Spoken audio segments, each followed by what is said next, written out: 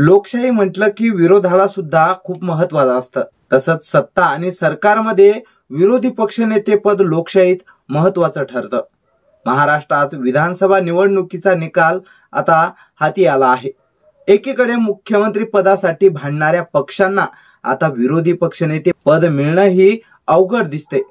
का आली अशी वेळ आणि सरकारमध्ये विरोधी पक्षनेते पदाला किती महत्त्व असतं, महाराष्ट्रात काय आहे यामागचा इतिहास, हेच आपण या व्हिडिओत पाहणार आहोत। नमस्कार मंडळी, मी आकाश पाटील आणि आपण पाहत आहात आधुनिक केसरी।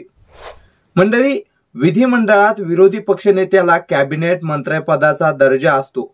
त्यानुसार विरोधी पक्षनेते पदाला पगार, भत्ते आणि सुविधा मिळतात।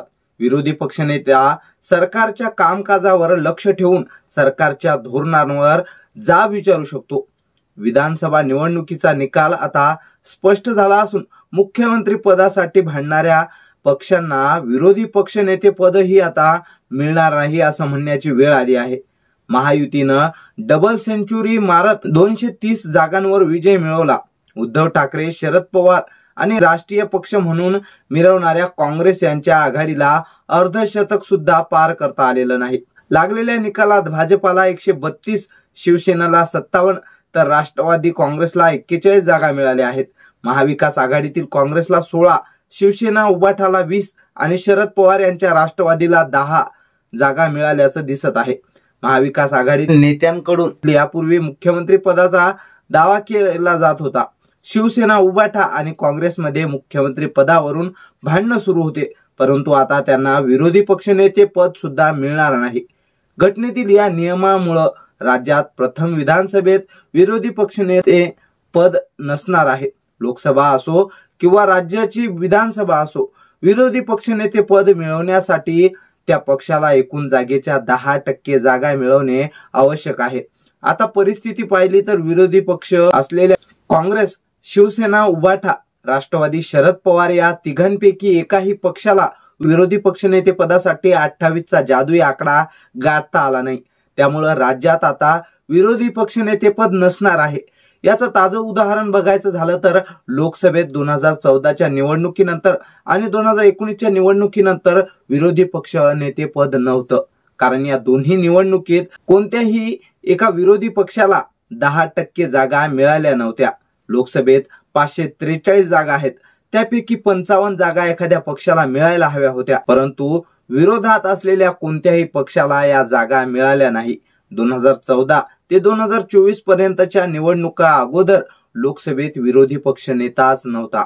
2024च्या निवडणुकांमध्ये काँग्रेसनं 99 जागा जिंकल्या, त्यामुळे आता विरोधी पक्षनेते पद राहुल गांधी यांना मिळालं आहे। आता मंडळी, विरोधी पक्षनेते पद का महत्वाचं असतं, तर विरोधी पक्षनेते पद लोकशाहीत महत्वाचं असतं। विधिमंडळात विरोधी पक्षनेत्याला कॅबिनेट मंत्रिपदाचा दर्जा दिलेला असतो। त्यानुसार विरोधी पक्षनेते पदाला पगार, भत्ते आणि सुविधा मिळत असतात। विरोधी पक्षनेता सरकारच्या कामकाजावर लक्ष ठेवून सरकारच्या धोरणांवर जाब विचारू शकतो। सरकारच्या कामकाजावर नियंत्रण ठेवण्याचं काम विरोधी पक्षनेता करत असतो। विधानसभेच्या महत्त्वाच्या विषयांवर चर्चा आणि प्रस्तावावर विरोधी पक्षनेत्याची भूमिका महत्त्वाची असते। विधिमंडळात विरोधकाचा आवाज नसेल तर सरकार मनमानी कायदे करू शकते, त्यामुळे विरोधी पक्षाचा धाक असणे महत्त्वाचे आहे। विरोधी आघाडीतील कोणत्याच पक्षाला 29 आमदार निवडून आलेले नसल्याने राज्याच्या इतिहासात प्रथम विरोधी पक्षनेते पद रिक्त राहण्याची चिन्हे आहेत। इतिहासात बघितलं तर संख्याबळाचा निकष असला तरी काँग्रेस सरकारच्या कार्यकाळात 1986 ते 1999 ते 1990 या काळात पुरेसे संख्याबळ नसतानाही जनता पक्ष आणि शेतकरी कामगार पक्षाकडे विरोधी पक्ष नेते पद सोपवण्यात आले होते। मात्र आताच्या कडू झालेल्या राजकारणात मोठं मन करून महाविकास आघाडीतील एखाद्या पक्षाला विरोधी पक्षनेते पद देईल का, हेही बघावं लागेल। तुम्हाला याबद्दल काय वाटतं, कमेंट करून आम्हाला नक्की कळवा। व्हिडिओ आवडल्यास लाईक करा आणि जास्तीत जास्त शेअर करा। आमच्या आधुनिक केसरी या YouTube चॅनलला सबस्क्राईब करायला विसरू नका। धन्यवाद।